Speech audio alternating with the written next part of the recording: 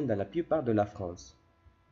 Le plus remarquable de ces traits serait d'abord l'alternance voyelle brève et voyelle longue pour différencier certains mots. Cela veut dire qu'il y a des paires minimales prononcées en Suisse romande qui en France seraient considérées tout simplement comme des homophones. Par exemple, belle et belle, ami et ami, bleu et bleu, bout et bout, fille et fille.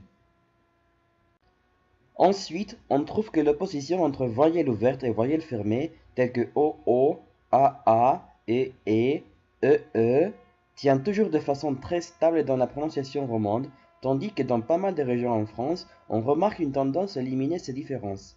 Alors, les paires minimales suivantes sont encore attestées très couramment. Mot et mot, pot et pot, so et so, pâte et pâte, je pourrais, futur, et je pourrais, conditionnel.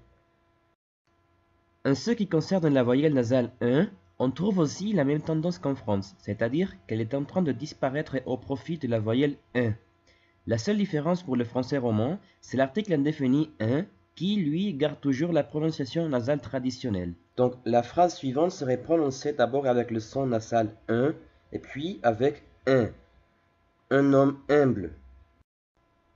Il y a aussi dans le lexique du français roman certains mots hérités directement du franco-provençal, connus comme dialectisme et qu'on prononce avec certains affriqués, tels que cho, comme le chaud de fond, mozon, ce qui veut dire génisse, carnoxé, ce qui est un local intime dans un restaurant d'aspect rustique où l'on sert des spécialités régionales, et nejoté ou nejoté, qui est comme pleuvoter mais pour la neige.